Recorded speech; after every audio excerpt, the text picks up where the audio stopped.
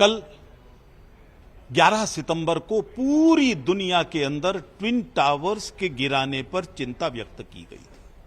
आज पूरी दुनिया त्रस्त है जिहाद के विभिन्न प्रकारों से और विशेष तौर पर लव जिहाद से। गैर मुस्लिम महिलाओं को माले गनीमत समझकर उनकी इज्जत को लूटना, अपनी आइडेंटिटी को छिपाकर उनको भगाकर ले जाना और जहां ताकत है वहां उठाकर ले जाना, आज पूरी दुनिया इससे बचने का रास्ता सोच रही है और रिएक्शंस आ रहे हैं। आखिर म्यांमार में रोहिंग्यास के साथ जो हुआ वो लव जिहाद का ही परिणाम था। लंका के अंदर 10 दिन की इमरजेंसी लगानी पड़ी लव जिहादियों के विरोध में जो कार्रवाई हो रही थी उसको रोकने के लिए। जब शांति प्रिय बौद्ध समाज का यह रिएक्शन हो सकता है तो पूरे देश में कैसा रिएक्शन होगा इस लव जिहाद के विरोध में, ये मुस्लिम नेताओं को और लव जिहादियों को समझ लेना चाहिए। हमारा जो आंध्र प्रदेश है, विशेष तौर पर तेलंगाना, ये लव जिहादियों का बहुत बड़ा अड्डा बन गया है। तेलंगाना हाई कोर्ट ने तेलंगाना सरकार से 2020 में नोटिस जारी करके पूछा था। 15 से 18 के बीच में 2000 लड़कियां अकेले हैदराबाद से गायब हुई हैं। वो कहां हैं? उनका जवाब आज तक तेलंगाना सरकार ने नहीं दिया है।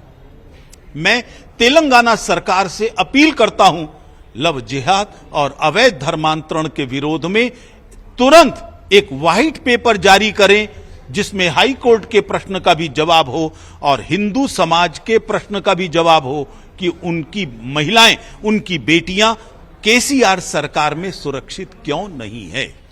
केसीआर सरकार पूर्ण रूप से हिंदू विरोधी सरकार है। यहां पर हिंदुओं के ऊपर तरह तरह के टैक्स लगाए जा रहे हैं। उनका उत्सव आता है, स्पेशल बस के नाम पर डबल पैसा लेते हैं, जजिया वसूल करते हैं। मुसलमानों के त्योहार आते हैं, वो सब्सिडी देते हैं, फ्री में कपड़ा राशन देते हैं, सरकारी खजाना लुटाते हैं। ये सेलेक्टिविज्म नहीं हो सकता, इसको यहां का समाज स्वीकार नहीं करेगा। और यदि सरकार ने हिंदू विरोधी रवैया नहीं बदला तो ऐसी परिस्थिति में विश्व हिंदू परिषद यहां बहुत बड़ा आंदोलन भी चला सकती है। अभी पिछले दिनों जो कंट्रोवर्सीज खड़ी की गई, मेरा स्पष्ट मानना है, नूपुर हो, चाहे राजा हो, चाहे हिजाब हो, ये सब तो केवल बहाना है। इनका असली मकसद देश को जलाना है। आखिर क्यों सरकारी संरक्षण में मुनव्वर फारूकी का कार्यक्रम होता है? बिना सरकार के अनुमति के हो नहीं सकता था। पुलिस ने प्रोटेक्शन दिया, हिंदुओं के विरोध के बावजूद वो कार्यक्रम हुआ। हिंदुओं नेताओं को, हिंदू देवी देवताओं को गालियां दी गई और उसके विरोध में कुछ रिएक्शन हुआ। विश्व हिंदू परिषद का मानना है सबकी आस्थाओं का सम्मान होना चाहिए, लेकिन सेलेक्टिविज्म नहीं होना चाहिए। इसलिए आप एक्शन को छोड़कर रिएक्शन के ऊपर कार्यवाही करते हैं। यह सरकार उतनी ही जिम्मेदार है इस परिस्थिति के लिए जिन्होंने इस कार्यक्रम की अनुमति दी।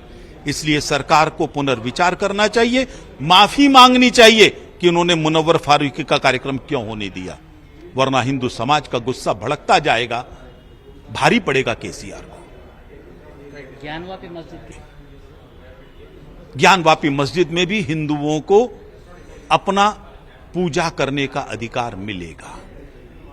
सारे सबूत चीख चीख कर कह रहे हैं, वहां जो खुदाई में मिला वो सारे सबूत चीख चीख कर कह रहे हैं वो हिंदू मंदिर था।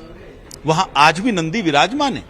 वहीं देख रहे हैं जहां भगवान शंकर थे, जहां पर ये इतने वर्षों तक हिंदुओं का अपमान करते थे, वहां वजू करके कुल्ला करते थे शिवलिंग के ऊपर। अब उसको फव्वारा कहते हैं और उस पर कोई कार्रवाई नहीं। तो इसलिए मुझे लगता है सरकार को भी स्टैंड वही लेना चाहिए और कोर्ट भी वही स्टैंड लेगी। विश्व हिंदू परिषद के एजेंडा में ये पहले भी था, आज भी है। जब तक मामला सुलझ नहीं जाता हमारे एजेंडा में रहेगा। नमस्कार, मैं हूं मानक गुप्ता। अगर आपको हमारा ये वीडियो पसंद आया हो तो इसे लाइक और शेयर जरूर करें और हां, हमें सब्सक्राइब और फॉलो करना ना भूलें ताकि आप देश और दुनिया की कोई खबर मिस ना करें। तो जुड़े रहिए हमारे साथ और देखते रहिए न्यूज़ 24।